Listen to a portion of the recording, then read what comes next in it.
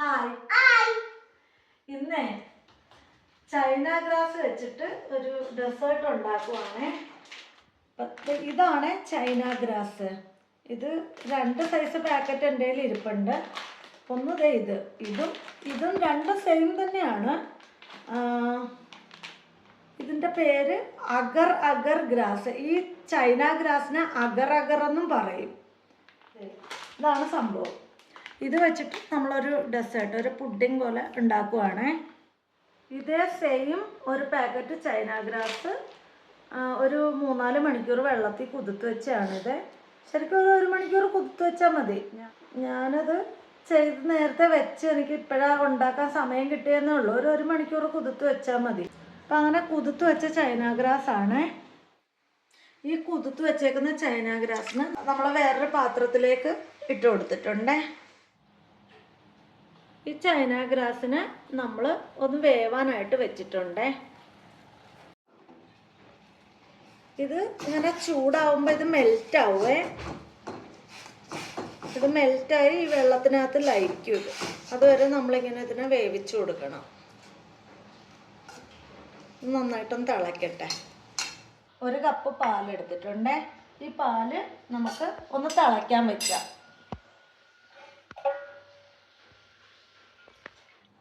ഇതിപ്പോൾ കണ്ട നമ്മുടെ ചൈന ഗ്രാസ് ഇങ്ങനെ വെള്ളത്തിൽ മെൽറ്റായി വരുന്ന കണ്ട ഇത് ഫുള്ളായിട്ട് ഇത് അലിഞ്ഞ് ഈ വെള്ളത്തിൽ ചേരണം.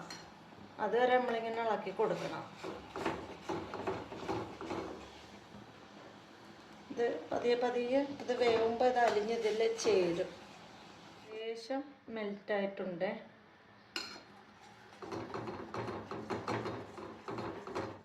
പാല് തിളച്ചിട്ടുണ്ട്. നമുക്ക് സ്റ്റവ് ഓഫ് ചെയ്യാം. ഈ ചൈന ഗ്രാസ് കണ്ട ഫുള്ള് മെൽറ്റായിട്ടുണ്ട്. കണ്ട ഇങ്ങനെ നമ്മുടെ കഞ്ഞിപ്പശ കണക്കായതുണ്ട ഫുള്ള് മെൽറ്റായിട്ടുണ്ട്. നമുക്ക് ഈ പാലിന് ഈ ചൈന ഗ്രാസിലോട്ട് ഒഴിച്ചു കൊടുക്കാം. ഇങ്ങനെ ഇളക്കി കൊടുക്കണം കേട്ടോ, അല്ലെ പാല് പിരിയാനായിട്ടുള്ള പോസിബിലിറ്റി ഉണ്ട്. തീ ഓഫ് ചെയ്തിട്ടേ ചെയ്യാവുള്ളൂ.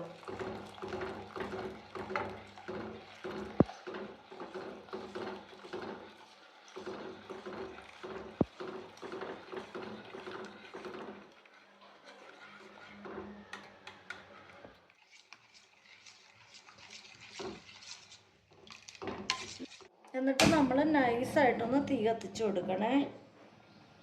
എന്നിട്ട് നമ്മൾ ചെറിയ തീയിൽ അത് ഒഴിച്ച് കഴിഞ്ഞിട്ട് നമ്മളൊന്ന് ചെറിയ തീയിൽ വെച്ചിട്ട് ഇതൊന്ന് ഇളക്കി കൊടുക്കണം. കുറച്ച് നേരം ഒന്ന് ചെറുതായിട്ടൊന്ന് കട്ടയാവാൻ വേണ്ടിയിട്ട്.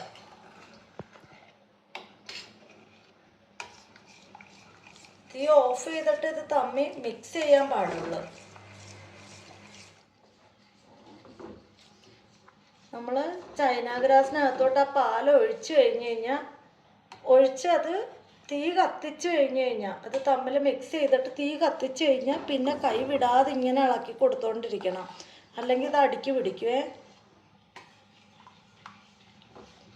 ഇതൊന്ന് ചെറുതായിട്ട് കുറുകുമ്പോൾ നമുക്ക് തീ ഓഫ് ചെയ്യാം. ഇതിലേക്ക് ഞാൻ ഇത്രയും പഞ്ചസാര ഇട്ട് കൊടുത്തിട്ടുണ്ടേ. ഫുള്ള് ഇതിനൊരു നിറച്ചില്ല, ഇച്ചിരി കുറവ്. എന്നിട്ട് നമുക്കിത് നന്നായിട്ട് മിക്സ് ചെയ്ത് കൊടുക്കാം. നമുക്ക് വേണമെങ്കിൽ ഫുഡ് കളർ ചേർത്ത് കൊടുക്കാം.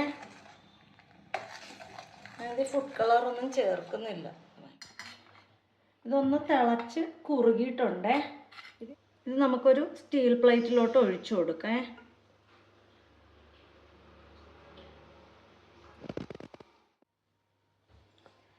ഇതിലേക്ക് നമുക്കൊരു 6-7 ബദാമും അത്രയും തന്നെ പിസ്തായും നമ്മൾ ചെറുതായിട്ട് ഗ്രേറ്റ് ചെയ്തെടുത്തതാണേ.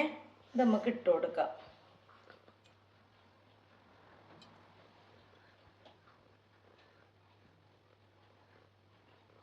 ഇതിലേക്ക് നമുക്ക് ഒരു 2 ഏലക്ക പൊടിച്ചത് അത് നമുക്കിങ്ങനെ നൈസായിട്ട് ഇട്ട് കൊടുക്കാം.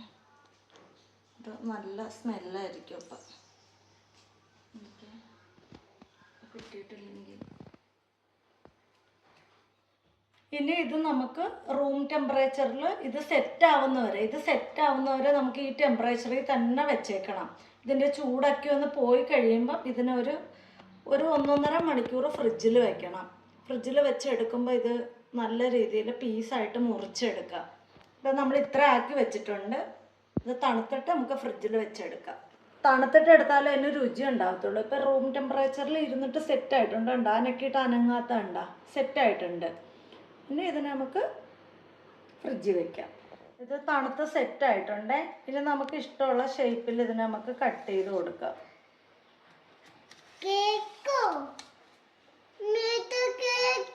ആ തരാം.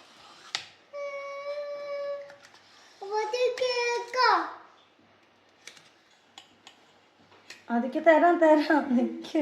ആദ്യം ഇതിങ്ങനെ വെയിറ്റ് ചെയ്ത് നിൽക്കുവാണ്. കഴിച്ചു നോക്കിയേ. ഇങ്ങനെ ഉണ്ടോ ആദ്യം?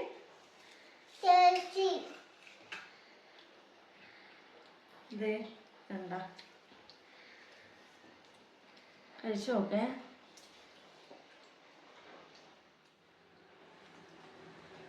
സൂപ്പറാണേ.